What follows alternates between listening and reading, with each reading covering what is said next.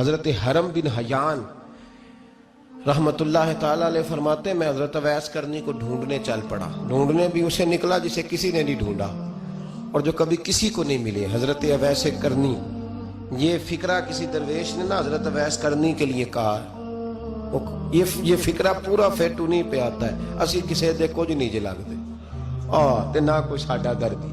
تو حضرت خواجہ اویس کرنی کو ڈھونڈتے ڈھونڈتے کہتے ہیں میں گیا کرن گیا. حضرت حرم بھی نہیں، یہ داتا صاحب نے اس کو لکھا ہے.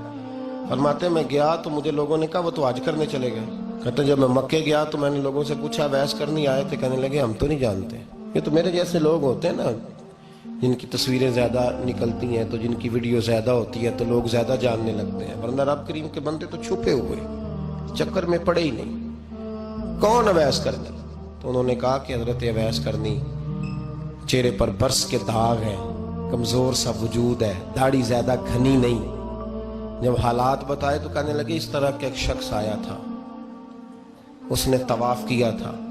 پہلے بھی دنیا کرتی ہے پر جب اس نے کیا ہے نا تو اس کے طواف نے وہ خود بھی رویا ہے اور بھی بڑے روئے ہیں. وہ جب حجر اسود پہ آیا ہے تو رنگ بدلتا دیکھا ہے. کہا وہ کدھر گئے؟ کہنے لگے پورا نہیں پتا، اتنا ضرور خبر ہے کہ ان کے انداز بتاتے تھے کہ اب مدینے جائیں گے. جناب حرم بن حیان کہتے ہیں پھر میں مدینے گیا. میں نے خواجہ اویس کو ڈھونڈا. میں نے کہا یار میں نے حضرت خواجہ اویس کرنی کو ملنا ہے. کسی نے بتایا ہے کہ وہ مدینہ شریف آئے.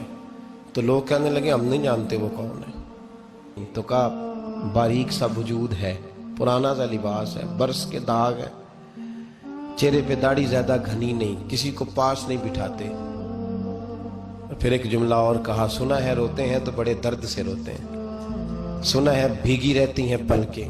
کہتے میں نے کہا یار وہی تو اویس کرنی تھے، کدھر گئے؟ کہنے لگے کوئی خبر نہیں. جب وہ آئے ہیں تو ان کے آنے کا انداز ہی نرالا تھا. سسکیاں اور آہیں نکل گئیں اس شخص کی جب وہ مدینے آیا. حضرت حرم بن حیان کہتے ہیں میں ڈھونڈتا رہا، تلاش کرتا رہا. پھر میں ان کو ڈھونڈتے ڈھونڈتے عراق میں آیا تو نہر فرات کے کنارے ایک کمزور سے آدمی کو ریت کے ٹیلے پر بیٹھ کے وضو کرتے دیکھا. کہتے ہیں جب ان کا وضو مکمل ہوا تو میں نے کہا السلام علیکم. تو کہتے انہوں نے چہرہ نہیں پھیرا، وہیں بیٹھے بیٹھے کہنے لگے وعلیکم السلام یا حرم بن حیان. تو کہتے میں نے کہا کہ من انت، آپ کون ہے؟ تو کہنے لگے وہی ہوں جسے تم مکے اور مدینے ڈھونڈتا رہا. تو کہتے میں نے کہا حضور آپ میرا نام کیسے جانتے ہیں؟ بڑا خوبصورت جملہ ہے، اللہ کرے آپ کو یہ یاد رہ جائے. سبق کبھی نہ بھولنا، یہ سبق کبھی نہ بھولنا. بابا صاحب کے مزار پہ گئے تو خالی آ گئے، داتا صاحب گئے تو خالی ایسے ہی چلے گئے. ہم فارغ لوگ تھے، کوئی کام نہیں تھا کہ بابا فرید کی گلیوں میں گھومتے رہے. ہم فارغ تھے کہ 2 بجے حضرت سلطان باہو رحمت اللہ علیہ کی جالیوں کے سامنے کھڑے رہے. ہم کو پتھر چاٹنے والے لوگ تھے کہ آدھی رات بیت گئی اور ہم بزرگان کرما والا شریف کھڑے رہے. یہ کیسے ہو گیا کہ محدث اعظم کے مزار پہ کھڑے رہے؟ ایسے ہی کوئی بات تھی؟ حضرت اویس کرنی بول کر فرمانے لگے، کہنے لگے کیا کہا تو نے کہ میں تجھے کیسے جانتا ہوں؟ فرمانے لگے تو مجھ سے پیار کرتا ہے. عارف تو روحی من روحی کا، میری روح تیری روح کی جاننے والی ہے. یہ روحوں کا رشتہ ہے، یہ خطا نہیں جایا کرتا. عارف تو روحی من روحی کا، میری روح تیری روح کو جانتی ہے. یہ کیسے ہو گیا؟ کوئی ایسے لوگ تھے تو اتنی جگہ مجھے تلاش کر آیا اور میں تجھے جانوں نہ؟ یہ کیسے ہو سکتا ہے؟ یہ کیسے ممکن ہے؟ تو ڈھونڈتا رہا گلی گلی اور میں کہوں کہ میں تجھے جانتا نہیں. فرمایا حرم بن حیان میں ہاں میں دعا کرتا ہوں اللہ کی بارگاہ میں کہ رب کریم مجھے اور تجھے جنت میں اکٹھا کر دے.